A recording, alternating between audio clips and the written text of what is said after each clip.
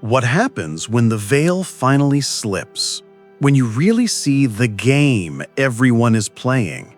There's a common assumption that you'll suddenly want to become a savior, that you must rush out and fix the world.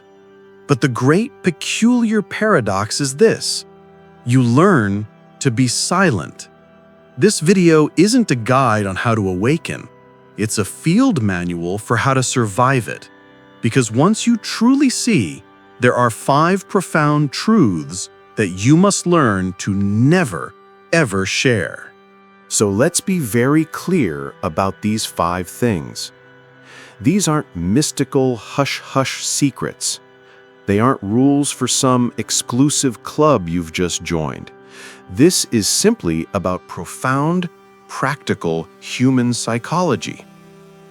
You see, there's the old saying, you cannot pour the entire ocean into a teacup. It just doesn't work. Not only will you shatter the teacup, but in the process, you lose the ocean. And more than that, attempting to do so hurts you. It often creates more confusion than clarity. And we must be honest with ourselves. Sometimes we use the word marvelous to describe this glimpse behind the curtain, and for some, perhaps it is. But for many of you listening, it wasn't marvelous at all. It was a shock. It didn't happen in a peaceful garden while you were meditating. It happened when you were at your absolute lowest point. It came when you were completely broken. It wasn't a gentle insight. It was the veil tearing. And what you saw on the other side was, at first, devastating. It was scary. You found yourself sobbing, and you couldn't even explain why. You looked at the most familiar things in your life, your job, your family, your deepest beliefs, and suddenly they looked hollow, like a stage set after the play is over. And you cannot explain this. You can't explain it to your partner or your children, and when you try, they look at you as if you've gone completely mad.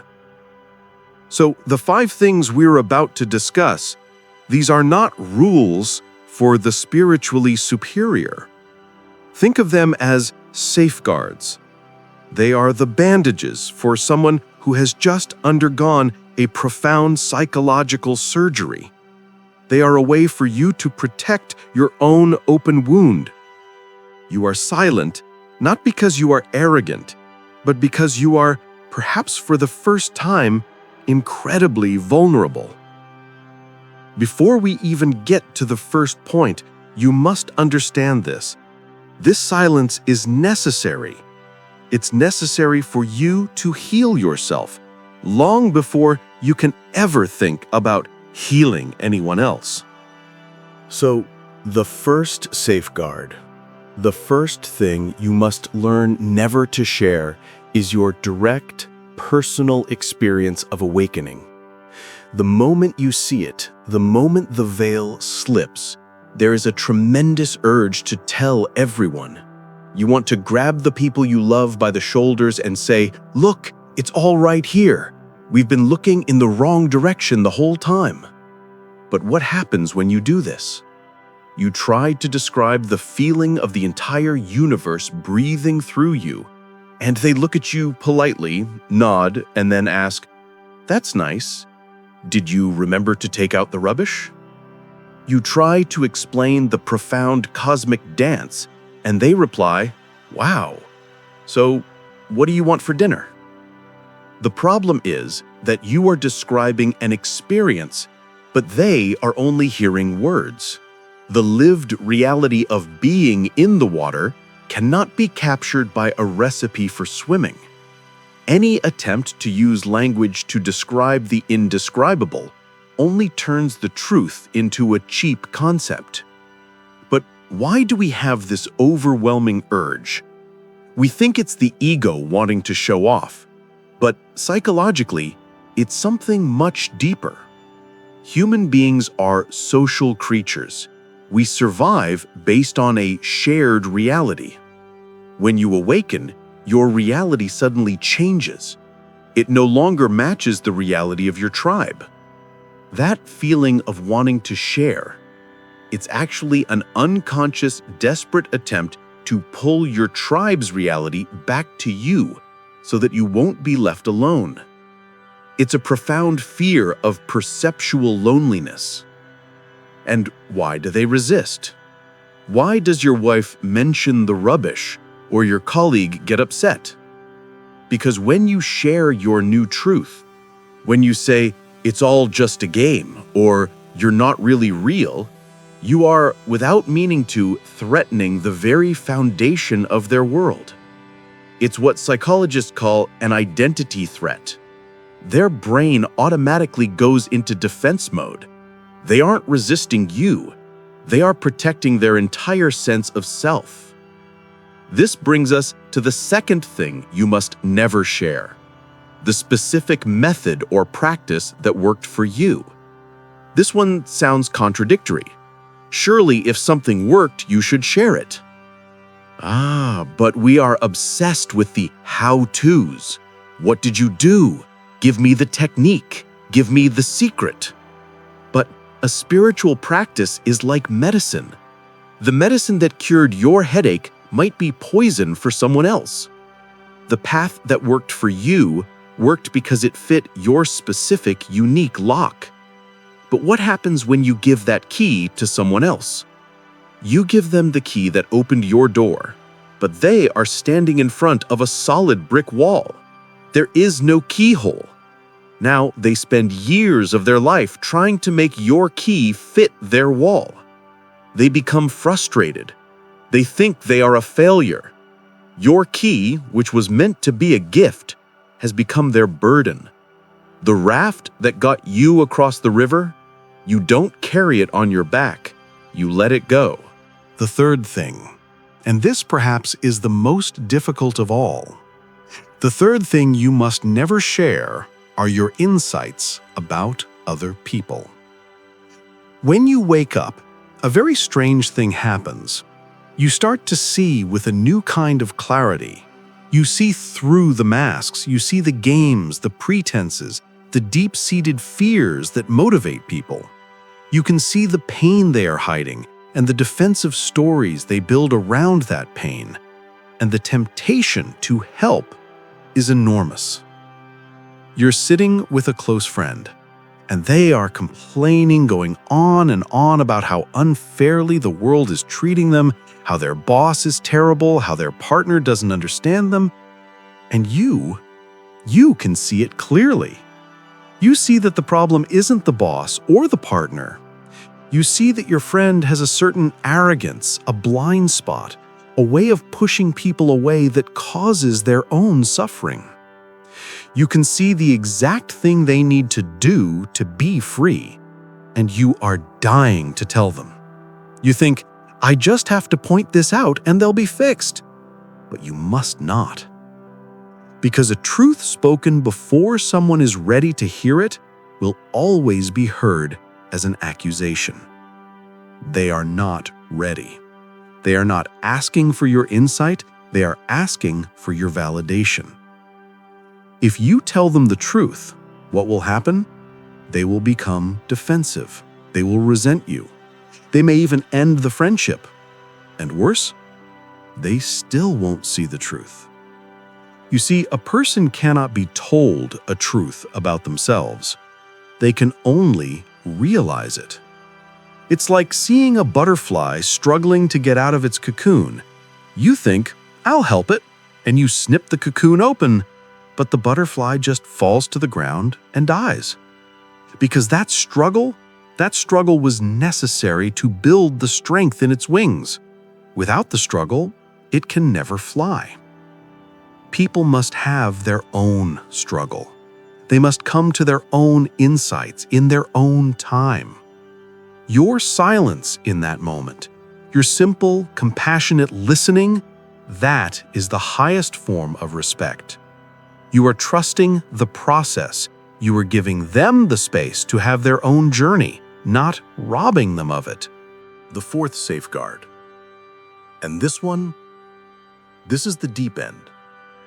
This is perhaps the most dangerous truth to share.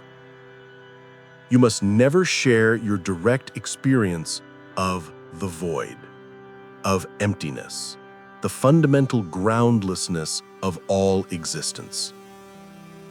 You see, when you really wake up, one of the things you see is that there is nothing solid anywhere. Everything you thought was permanent, your job, your body, your identity, turns out to be a process, a flow, a dance. The person you call you, this solid feeling self with all its history and anxieties, you see that it's more like a river. You can say there is a river, but you cannot grab it. It's not a thing. It's a happening. Now for you, this realization is the ultimate liberation. It means you are not stuck. You are not trapped by your past. You are fundamentally free. But what happens when you try to share this liberation with someone who is not ready? You're at dinner with a colleague. He's stressed.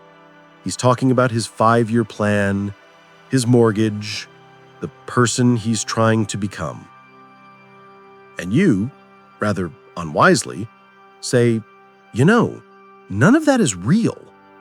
The you you're talking about, it's just a concept.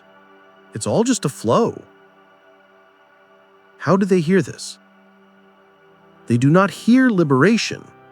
They hear nihilism. They hear you saying that their life, their struggles, their ambitions, their love for their children is meaningless. You think you are handing them the key to freedom, but they feel like you are pushing them off a cliff. You are not giving them the sky. You are taking away the ground from under their feet. This truth, when delivered as a concept without the lived experience, is terrifying. It can shatter a person's world before they have the capacity to rebuild it. And this leads directly to the fifth and final thing, the one that frightens people the most. You must never share your sense of ultimate freedom from conventional rules and morality. When you see through the game, you also see the rules of the game. You realize that all these shoulds and should nots, all the moral codes, all the social conventions are just agreements. They're a dance we have all decided to play to keep things in order. And you see that fundamentally, you are free from them. But what happens if you announce this? What happens if you go to a party and say, I am beyond good and evil. Those rules no longer apply to me. People will not think you are a sage. They will think you're a sociopath. They will think you are dangerous. Their minds will immediately go to, if you don't believe in right and wrong, what stops you from hurting people? What stops you from stealing, or lying, or robbing a bank? They cannot understand the paradox, which is this: true awakening is not the freedom to harm. It is the freedom from the very desire to harm. When you see clearly, you see that there is no other. You see that the person you would harm is just another expression of yourself. Harming them would be as absurd as punching your own face. You act with kindness not because a rule tells you to, not out of fear of punishment or hope of reward. You act with kindness simply because it is the most natural, spontaneous, and obvious flow of seeing clearly. So the awakened person does not go around breaking the rules. They don't make a big, rebellious show of their freedom. No, they play the game perfectly. They obey the traffic laws. They pay their bills. They treat people with respect, not because they must, but because it is the most simple, harmonious, and compassionate way to live. They are like a master actor. The actor knows, absolutely knows, it is all just a play. But he still gives his performance everything he has. So, if you cannot share the experience, the method, the insights, the void, or the freedom, what is left? If you must remain silent, how do you ever share this? The answer is that the deepest teaching is not in what you say, it is in who you are. The deepest lesson is not contained in words, it is contained in your presence. You don't need to explain peace, you simply need to be peace. And this is not just a lovely, vague, philosophical concept. This is, in fact, a psychological reality. In neuroscience, there's a concept called neural co-regulation. It simply means that human nervous systems are designed to read each other, constantly, every second. We are always communicating long before we ever open our mouths. When you are truly calm, when you are centered and awakened and present, your nervous system is in a state of balance, and you are, unconsciously, broadcasting a signal of safety. The person sitting across from you, their nervous system will read your calm, and their brain, which is wired to mirror, will automatically begin to calm down as well, just to match your frequency. They feel at peace around you, not because you said something clever, but because their own neural compass has sensed your stability. That feeling is the real teaching. Your presence, in a very real way, is the most powerful communication you have. But there is a consequence to this. When you first begin to do this, when you stop shouting and you just start being, you will immediately feel one profound, overwhelming thing: loneliness. You will say, "I see it, but now I am all alone." You look at your friends, your family, and they are all still completely absorbed in the game. You feel like the only person awake in a room full of dreamers. But what if that loneliness is not a punishment? What if it's a tool? Think of it as a silent compass. When you stop shouting for everyone to come over to you, you can finally start to listen. When you are no longer trying to pull people in your direction, you can finally feel who is already, naturally, walking with you. Your silence, your new presence, it's broadcasting a new frequency. That frequency is invisible to the crowd, but it is a brilliant, blazing lighthouse to the rest of your tribe. The ones who are also lost, the ones who are also listening. They will never find you if you are busy making noise. They will only recognize you by the peace you radiate. Your loneliness is not the price of awakening. It is the waiting room. It is the filter that finally allows you to find who you've been looking for. So, does this mean you must be silent forever? No. You see, all 5 of these safeguards, they are not rules. They are protection. They are here to protect you and to protect others from the arrogance of an ego that thinks it has arrived. But there is an exception. You'll ask, what if someone comes to me who is genuinely searching? What if they are ready? Oh, you will know them. They will not come to you to argue. They won't come asking for techniques or secrets or methods.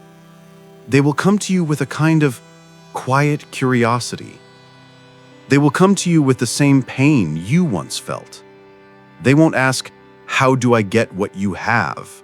They will ask, Do you feel this too? When a truly hungry beggar comes to you, you do not give them a philosophical lecture on the molecular structure of nutrition. You just say, "I know where to find bread." When you share with that person, it is no longer an act of the ego. It is, as one of you so beautifully put it, an amazing gift. It is a moment of pure connection. It is one presence recognizing another presence. These 5 safeguards, they are for the crowd. They are to stop you from wasting your words on those who are not ready to listen. But when you meet that other beggar, when you find your tribe, then by all means, share the bread. Because the beautiful final secret is this: there is nowhere to get to.